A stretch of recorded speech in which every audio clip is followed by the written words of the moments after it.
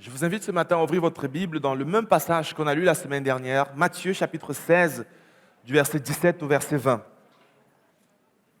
Matthieu chapitre 16, du verset 17 au verset 20.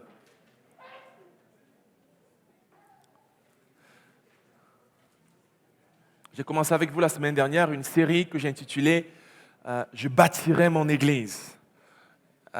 Parce que je pense que s'il y a une chose que Jésus fait en ce moment, c'est qu'il bâtit son Église. Et la thématique que j'abordais la semaine dernière, c'est que quand il bâtit son Église, c'est une Église qui est inébranlable. Il bâtit son Église et les portes du séjour des morts ne prévaudront point. Et ce que j'abordais avec vous, je vous apportais 5 éléments essentiels et importants, 5 vérités fondamentales. La première, c'est que c'est Jésus qui bâtit son Église. C'est la première chose que je partageais la semaine dernière. Ce n'est pas moi qui bâtis son Église, ce n'est pas peut-être nous, même si on verra plus tard qu'il bâtit avec nous, mais c'est quelque chose que lui, il a entrepris et qu'il réalise certainement. C'est Jésus qui bâtit son Église. Ensuite, on réalisait que Jésus bâtit son Église avec chacun d'entre nous. Il bâtit avec toi, il bâtit avec moi. Aussi bien que tu sois parfait ou à parfaire, on a tous abordé la question en réalisant que nous sommes tous peut-être incomplets, imparfaits, mais Jésus décide de travailler avec chacun d'entre nous afin de bâtir sa maison. Et je veux croire que tu fais partie maintenant de ceux-là qui ont décidé et de dire peut-être comme Josué, moi et ma maison, nous servirons l'Éternel. Parce que Dieu cherche un homme et une femme avec qui il va collaborer, travailler pour bâtir son Église, pour bâtir sa maison, pour bâtir une famille, pour bâtir ton travail, mais pour bâtir avec toi. Et ensuite, ce que je disais aussi, c'est que Jésus bâtit non pas un parti politique, non pas un club social, non pas juste un club d'amis qui s'aiment bien ou un groupe d'influenceurs, mais il bâtit l'Église. Cette entité aussi bien spirituelle qu'organisationnelle qui traverse des siècles et qui est inébranlable. Mais j'abordais aussi une question essentielle, de savoir que quand on lit la Bible et quand on voit, et on va lire ce texte quelques instants, c'est que dès que Jésus dit que je bâtirai mon Église, il dit les portes du séjour des morts ne prévaudront point contre elle.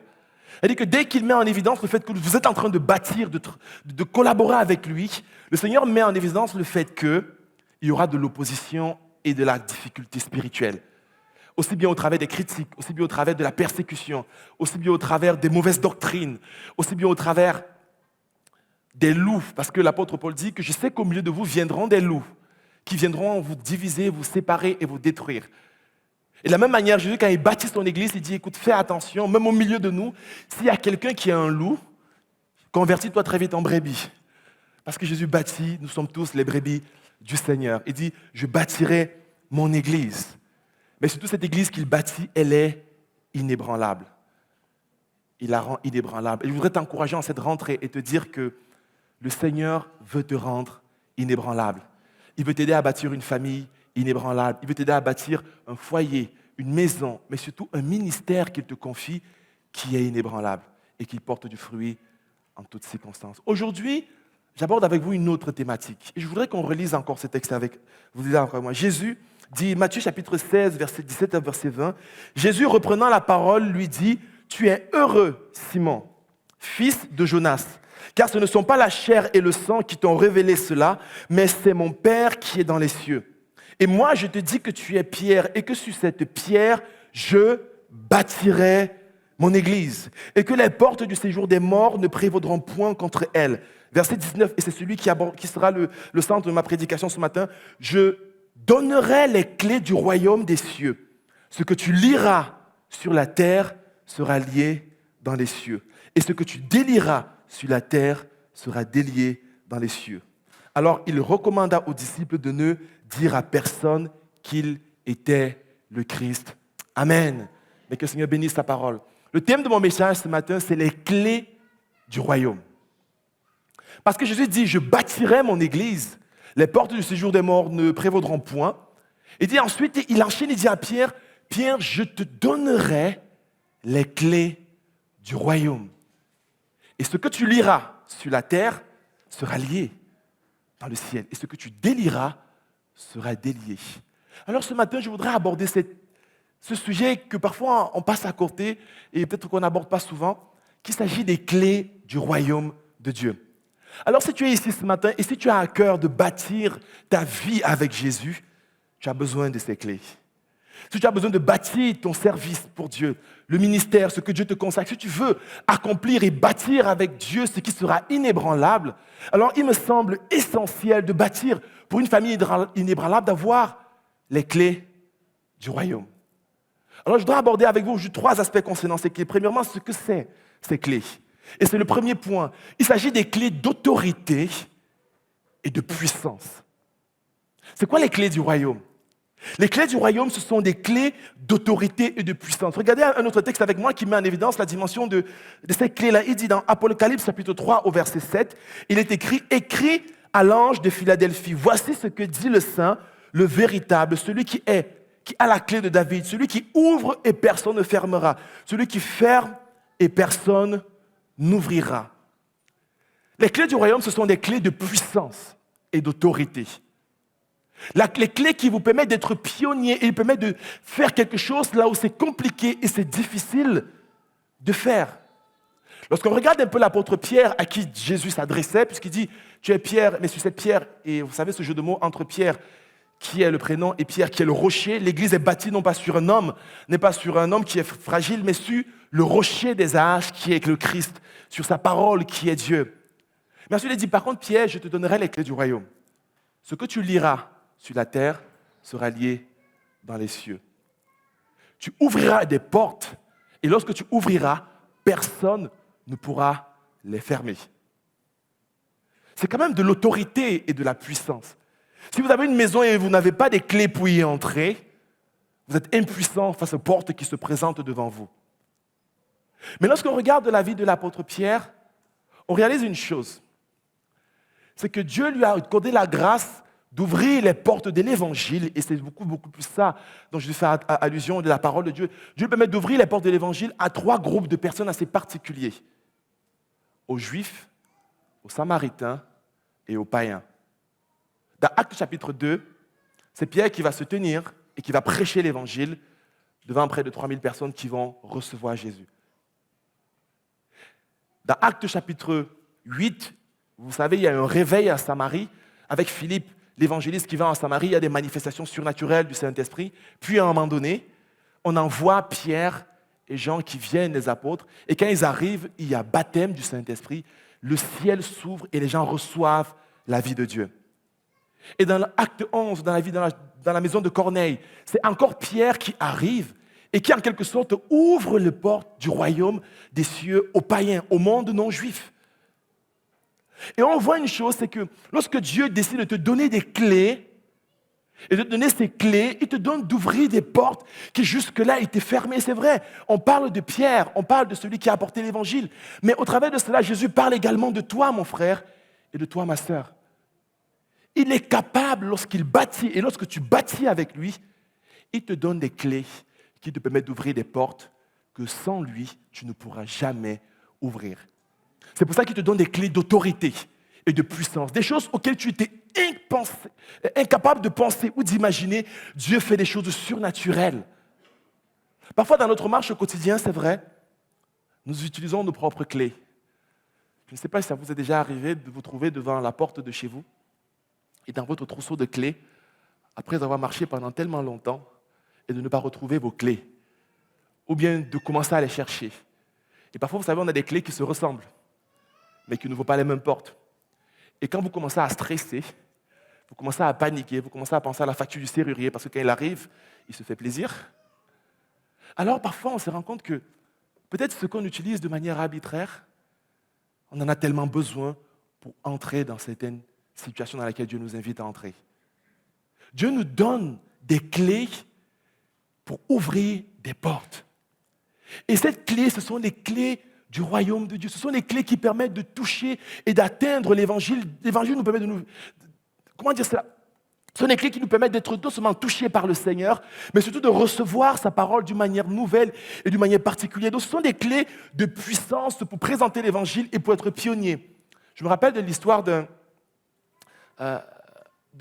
évangéliste, d'un célèbre évangéliste qui s'appelle Nicky Cruz. Peut-être quelqu'un d'entre vous le connaisse. C'était un chef de gang de New York. Il est dans une famille très compliquée parce que sa femme, plutôt sa maman avait pratiqué, je crois, la sorcellerie, la magie, beaucoup de choses. Et il était plongé dans la violence dès son enfance.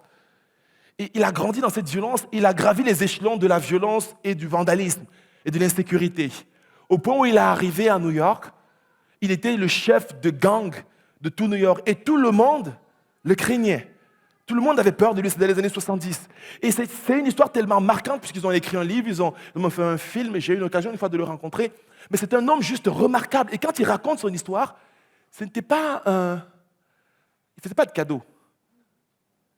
Il tuait, c'était vraiment tout ce qu'on peut imaginer de mal. Et quand il raconte son témoignage, c'est assez violent. Et pendant cette période-là, il y a un jeune pasteur qui venait de campagne, le pasteur David Wilkerson, à qui Dieu a donné le cœur d'aller travailler dans la cité, justement, auprès de ses hommes. Et un jour, il va aller rencontrer ce Nicky Cruz. Il va commencer à lui partager l'Évangile. Et en commençant à lui partager l'Évangile, Nicky Cruz va sortir une phrase qui va devenir célèbre. Il va dire, écoute, si je te revois encore, je vais te découper avec ma machette et je vais répartir ton corps partout dans la rue. Et David Wilkerson va dire, écoute, même si tu me découpes en petits morceaux, chacun de ces morceaux te dira que Jésus t'aime.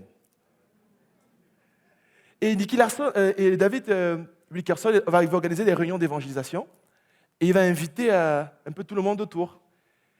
Et Nicky Cruz va arriver là avec son chef, avec tout son gang. Il venait simplement pour s'aimer la pagaille et pour détruire tout. Preuve à l'appui, quand il y aura le temps des offrandes, durant ce temps-là, il va demander à prendre des offrandes. Bien sûr, quand il demandait aux gens de donner, ils étaient contraints de donner, parce qu'ils le regardaient et ils le connaissaient. Mais cet homme qui venait pour détruire, pour anéantir cette évangélisation, il a rencontré la puissance de l'évangile. Ce que l'éducation n'a pas pu le changer, ce que la prison n'a pas pu faire, ce que la société n'a pas pu le faire, la puissance de la croix de Jésus l'a transformé. Et je veux croire que c'est la puissance qui est communiquée par cette clé. Parce qu'avec nos propres forces, il y a des choses qu'on ne peut pas faire, mes amis. On ne peut simplement pas faire. Mais le Seigneur te dit, je peux te donner les clés quand je bâtis avec toi. Quand nous bâtissons ce royaume, quand nous travaillons ainsi, je te donne la puissance d'ouvrir des portes que personne ne peut ouvrir et de fermer ce que personne ne peut fermer. Alors, je ne sais pas ce que tu vis, ce qui est impossible à tes yeux, aussi bien peut-être dans ton service pour Dieu, ou bien même dans ta vie au quotidien. Ce que je veux te dire, c'est que lorsque tu décides de bâtir ta vie, ta famille, tes enfants, ton mariage, ton ministère, ton service dans l'église ou à l'extérieur, lorsque tu décides de le faire avec Dieu, il te donne une clé d'autorité qui te permet de faire les choses que naturellement tu ne pourrais pas faire. C'est des clés d'autorité, de puissance, mais c'est aussi des clés de discipline. Regardez avec moi ce passage dans l'évangile de Matthieu, chapitre 18, parce que Jésus apporte aussi dans un autre contexte cette même phrase. Et là, il remet un autre accent. Ce passage nous permet de comprendre encore plus ce que Dieu veut dire par clé. Il dit, si ton frère a péché, va et reprends-le, toi et lui seul. S'il t'écoute, tu as gagné ton frère. Mais s'il ne t'écoute pas, prends avec toi une ou deux personnes afin que toute l'affaire se règle sur la déclaration de 2 ou de 3 témoins. S'il refuse de les écouter, dis-le à l'Église. S'il refuse d'écouter l'Église, qu'il soit pour toi comme un païen et un républicain. Je vous le dis en vérité, on retrouve le même texte. Tout ce que vous lirez sur la terre sera lié dans le ciel. Et tout ce que vous délirez sur la terre sera délié dans le ciel. Jésus est en train de mettre maintenant, il ne parle pas qu'à Pierre, il parle maintenant aux croyants, à chacun d'entre nous. C'est une clé certes de puissance, mais c'est aussi une clé de discipline et d'autorité. Il est en train de dire en fait que l'autorité qu'il nous donne ne se base pas sur nos envies, sur nos pensées, mais se base sur sa parole. Il est en train de dire que chaque fois que tu ouvres ta bouche et que tu présentes l'évangile à quelqu'un et que tu partages la bonne nouvelle à quelqu'un, quelque part tu ouvres le ciel dans sa vie. Et quelque part, quand il se réfracte, quand il se ferme et quand il refuse d'entendre l'évangile, quelque part aussi, il se ferme le ciel. Et chaque fois, mon frère, ma sœur, que tu te fermes à la parole de Dieu, chaque fois que tu te fermes à la bonne nouvelle, chaque fois que tu te fermes à ce que Dieu te donne, alors tu te fermes à l'évangile et à l'évangile de Dieu. Vous savez, ce terme lié et délié, c'était un terme qui était utilisé par les spécialistes de la loi au temps de Jésus. C'était un terme pour dire que les docteurs de la loi, ils pouvaient, parce qu'ils connaissaient la loi, délier ou lier, et donc appliquer une forme de discipline. Donc c'était un langage courant. Et donc quand Jésus dit en fait, tu ne peux pas juste décider que ton frère, il ne vient plus ou il ne fait plus cela. Il fait que Jésus instaure aussi une dimension de discipline et d'ordre dans son Église en général, sur la base de la parole de Dieu, afin de lier et de délier. Ces termes sont beaucoup plus violents. Il dit qu'il soit considéré comme un païen, un anathème. Lorsque vous lisez ce que Paul dit, c'est encore plus violent. Mais ce que le Seigneur est en train de mettre en évidence, c'est qu'il donne des clés d'autorité.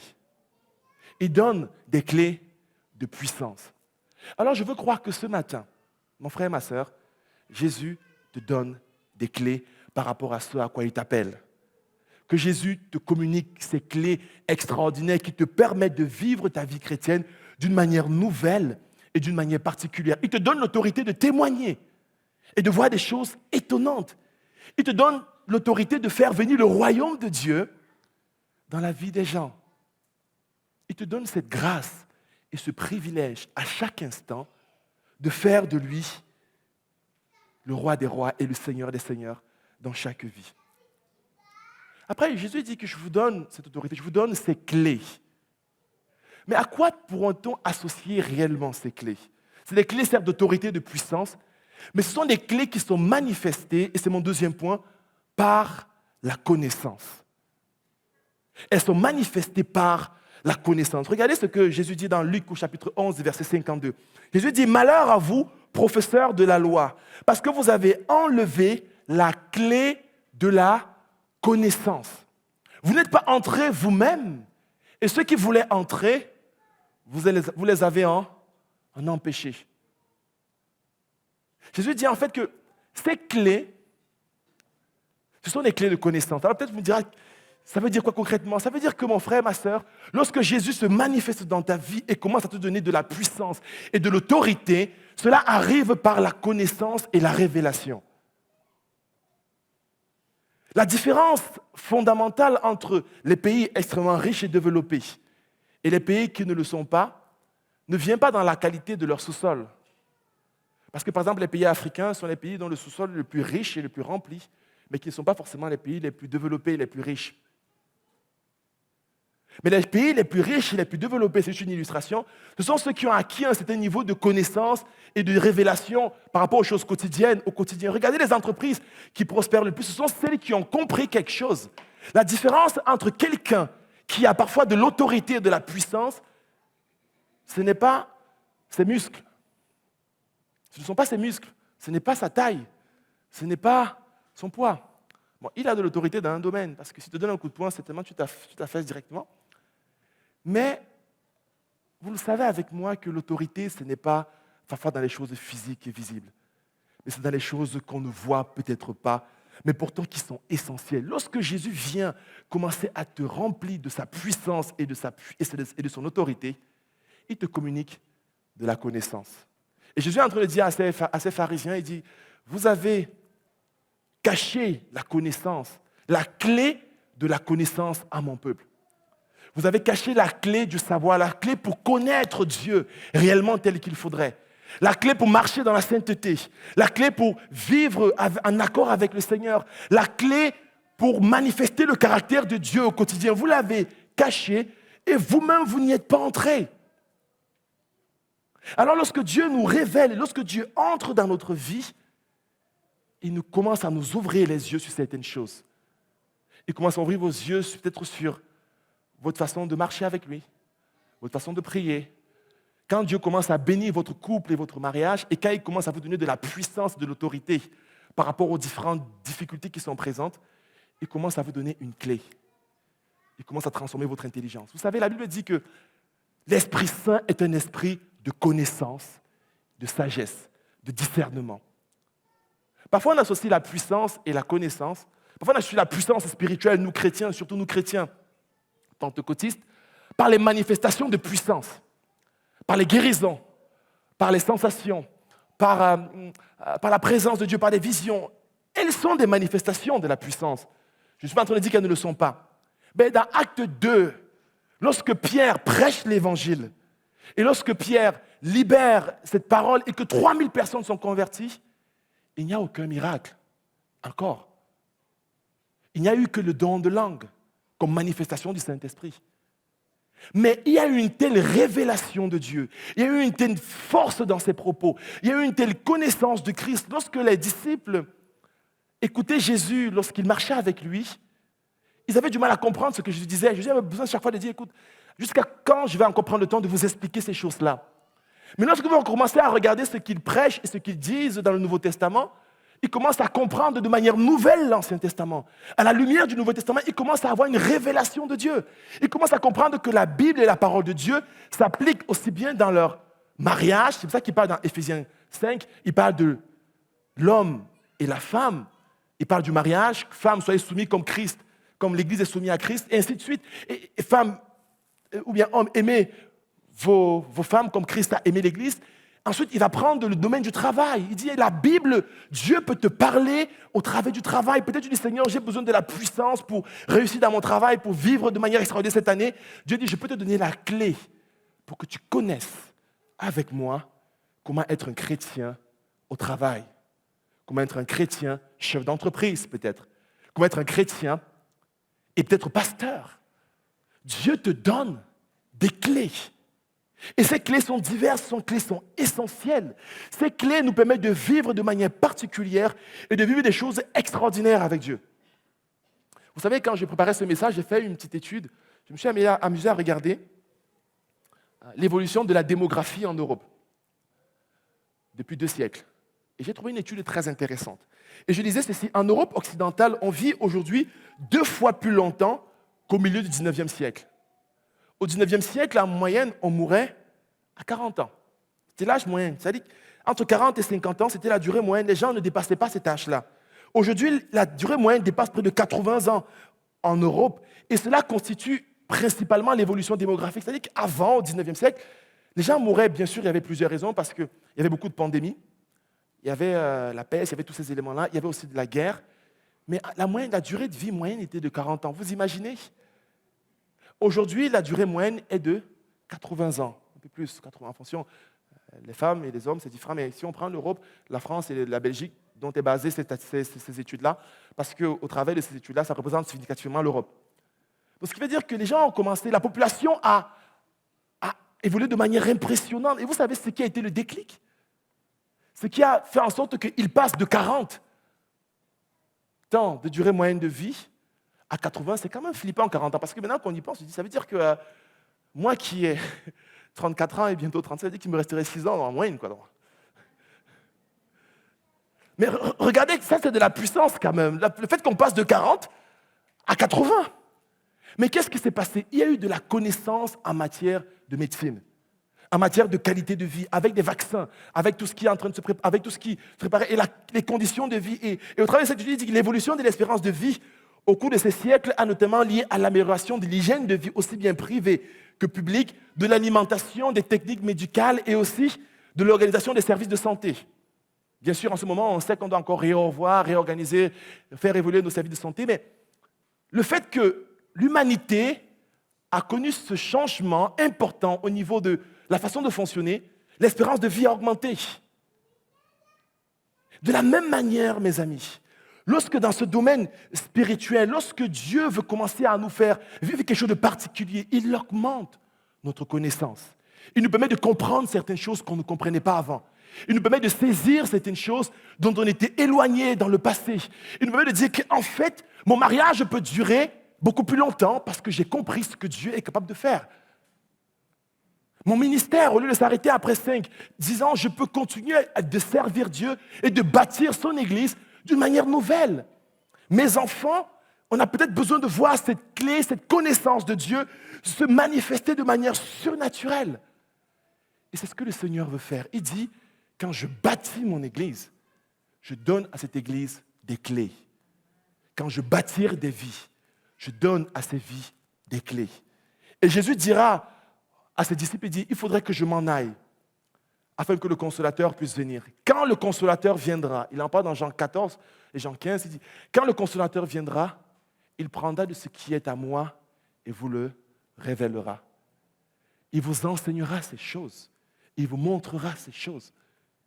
Alors certes, nous devons aspirer à, certes, la gloire, la manifestation spirituelle, mais n'oubliez pas que Dieu touche nos cœurs, Dieu transforme nos vies, Dieu transforme des pays au travers de la connaissance. n'est pas de la connaissance sur le plan humain. Alors peut-être vous me direz, c'est quoi la différence entre la connaissance de l'homme et la connaissance selon Dieu? Moi, je pense que la véritable différence vient du Saint-Esprit. Parce que la Bible dit que le Saint-Esprit est un esprit de connaissance. Quelqu'un peut lire la Bible pendant des mois et ne rien comprendre. Mais quelqu'un d'autre qui va la lire avec l'Esprit de Dieu, sa vie sera transformée. Quelqu'un peut essayer de comprendre des choses de manière intellectuelle et c'est important. Mais lorsque l'Esprit de Dieu s'associe à cela, lorsque la crainte de Dieu s'associe à cela, alors sa vie est transformée. Alors ce n'est pas juste une connaissance théorique, mais c'est la connaissance de Dieu. Et Dieu te permet de connaître Christ d'une manière particulière, de connaître l'Esprit de Dieu de manière particulière et de connaître l'homme, mais aussi ton ennemi de manière particulière. Et il sait qu'en cette circonstance, il pourra changer et basculer toutes choses. Et je veux croire que Dieu nous donne des clés, que Dieu nous remplit de connaissances, que Dieu nous révèle sa parole, que Dieu nous donne encore d'être plongés jour après jour dans sa vie et dans ses pensées. Moi, je pense que tout ce dont la semaine dernière je parlais, et qu'à un moment donné, je citais tous les différents services de l'Église, et Henri m'a dit, Cyril, tu n'as pas cité la sécurité. Il dit, la sécurité a besoin aussi de recruter. J'ai dit, tout à fait, tu as raison. Il a fait du lobbying. Oui, on a besoin que chaque dimension, chaque vie, chaque aspect de notre Église expérimente un dynamisme, une force spirituelle particulière. Mais cela va venir lorsque Dieu va nous ouvrir les yeux d'une manière nouvelle. Lorsque Dieu va nous montrer qu'en fait, non, c'est comme ça et comme ça qu'il faut agir. Et qu'on va commencer à manifester cette grâce et cette connaissance de Dieu. Moi, c'est quelque chose pour lequel je prie chaque jour. Seigneur, permets-moi de te connaître davantage. Permets-moi de connaître davantage mon prochain. Je désire te connaître. Parce que lorsque tu connais, tu es transformé. Mais lorsque tu connais selon Christ, ta vie n'est plus la même. Et lorsque tu bâtis avec la connaissance de Dieu, cela devient inébranlable. Et cela n'a pas de prix. Alors j'aborde ce troisième point avec vous et ce sera le dernier, c'est que le royaume de Dieu est là pour ouvrir des portes. Ici, il y a une dimension essentielle que ce texte nous montre, c'est que dans le royaume de Dieu, il y a des portes et il y a des clés. Et pour accéder à chaque dimension de cette grâce de ce royaume, on a besoin d'avoir les clés pour y entrer. Je voudrais vous rappeler, mes frères et mes sœurs, que dans ce royaume, Dieu a des portes. Il y a certains qui ont utilisé ces clés, et moi je trouve que ça c'est la richesse de l'Église, parce qu'il y a tellement d'églises différentes, presque aucune église ne se ressemble, parce que certains ont reçu des clés différentes du Seigneur. D'autres églises vont recevoir une clé juste dans la louange, et ils auront la connaissance particulière de comment vivre la louange avec Dieu. Il y a des églises qui vont recevoir juste la prière. C'est une clé. Si Dieu vous donne cette clé, votre vie de prière n'est plus pareille. Il y a certaines églises qui sont juste fortes dans l'enseignement ou peu importe.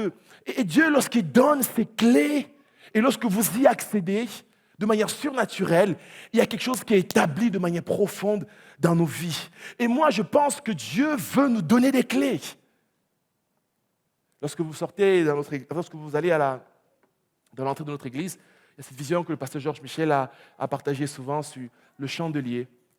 Moi, je vois ce chandelier comme des portes que Dieu nous donne pour lesquelles nous devons ouvrir et y entrer. Avec ces 7 dimensions, ou une relation personnelle avec Jésus. Moi, je pense que dans le royaume de Dieu, il y a une clé. Quand tu ouvres ta vie de prière, c'est plus pareil. Je crois que quand tu ouvres par rapport à la vie de l'Esprit, les dons spirituels, les signes, les prodiges, les manifestations du Saint-Esprit sont également une clé. La vie de prière, c'est une clé, la louange, la prédication, l'évangélisation. Ce sont des clés. Et ce matin, Je voudrais t'inviter à réaliser que dans le royaume de Dieu, mon frère, ma sœur, il y a des clés, il y a des portes, et Dieu voudrait te donner les clés pour que tu puisses y entrer et que tu puisses manifester sa grâce et sa puissance.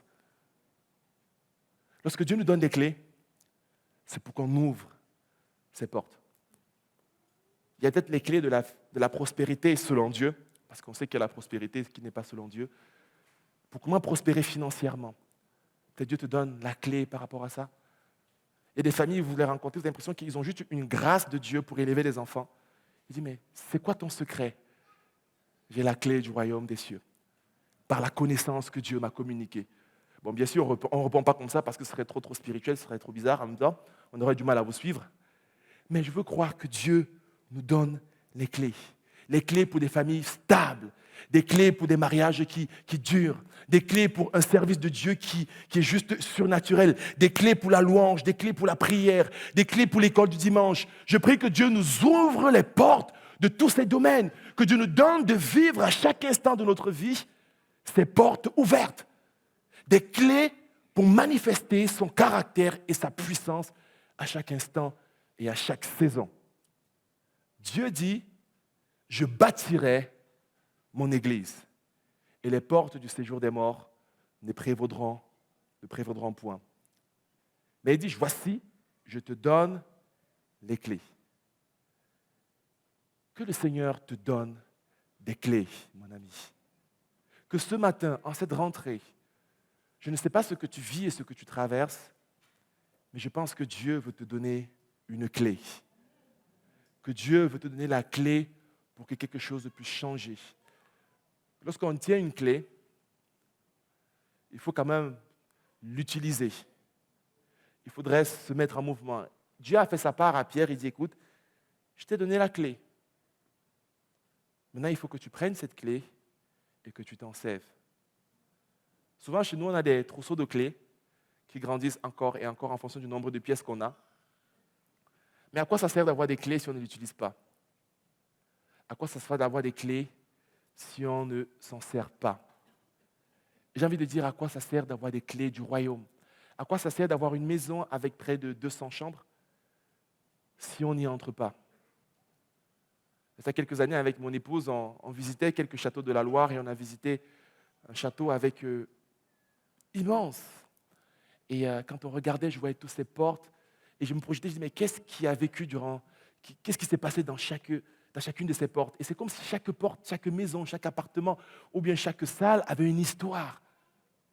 Et j'ai envie d'imaginer que aussi bien que nous sommes l'Église, te dire que tu es l'Église et que dans cette Église, il y a plusieurs portes. Dans cette vie que tu as, il y a plusieurs portes. Parfois, on va juste dans une seule pièce. Il y en a qui, dans la maison, leur endroit favori, c'est la cuisine. C'est bien, parce qu'on y mange là-bas tout le temps. D'autres, leur endroit favori, c'est le salon, parce qu'ils s'assoient, ils regardent sa télé, ou ils jouent à la PlayStation toute la journée. Parfois, d'autres, c'est le jardin qu'il aime bien. Il passe son temps là-bas. Mais peut-être tu aimes bien le jardin, mais Dieu te dit que j'ai une clé dans le garage. Ce dont tu me demandes tout le temps, ce que tu me demandes quand tu es en train de tondre ton gazon, tu dis, Seigneur, j'ai besoin de ceci, j'ai besoin de cela. Le Seigneur dit, va dans le garage. Je dis que non, le jardin, il est très bien.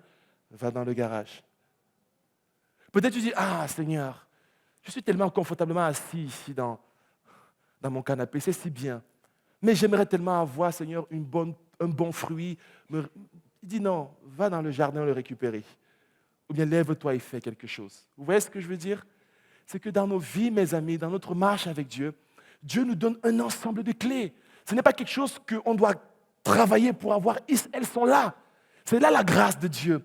C'est ça la beauté de l'Évangile, c'est que Dieu nous a tout donné, même avant qu'on ne le demande. Par contre, il dit, prends-les, saisis-en et ouvre la porte. Peut-être ce dont tu as besoin dans ta vie, c'est la porte de prière et que tu décides de prendre la clé de la prière et de l'ouvrir et de vivre cette vie de prière. Peut-être ce que tu as besoin, c'est juste d'un temps d'écoute ou d'un temps de travail. Peut-être que tu as tout ce qu'il faut et ce que Dieu te donne, c'est la clé de l'audace. Il dit, arrête d'avoir peur. Arrête de trop réfléchir. Il y a un temps pour toute chose. Il y a un temps pour réfléchir, pour calculer, mais il y a un temps pour agir et pour passer à l'acte. Il y a un temps pour chaque chose. Et ce matin, lorsque Dieu bâtit avec toi, Peut-être toi qui es responsable d'un service dans l'église, Dieu te dit ce matin, peu importe, je suis capable de te donner les clés, mais certains, il y en a tellement. Dieu nous les donne pour nos familles, pour nos enfants qui démarrent à la rentrée ou bien pour notre travail. Dieu te dit, j'ai peut-être des clés pour que tu puisses être épanoui à ton travail. Mais il faut t'en servir. Il faut que tu les utilises pour pouvoir manifester la grâce et la bonté de Dieu. Alors mes amis, recevons toutes les clés que Dieu nous donne. Utilisons-les et construisons l'Église du Seigneur. Construisons nos vies, construisons nos familles, parce que ce que Dieu veut, par-dessus tout, c'est bâtir avec toi et bâtir avec moi. Il ne peut pas le faire seul, il pourrait le faire tout seul, mais il dit, toi et moi, je voudrais qu'on bâtisse ta vie. Toi et moi, je voudrais qu'on bâtisse mon royaume. Toi et moi, je voudrais qu'on fasse des choses extraordinaires avec Dieu et pour Dieu. Que le Seigneur vous bénisse, mes amis. Je vous invite à vous lever. Alléluia, Jésus.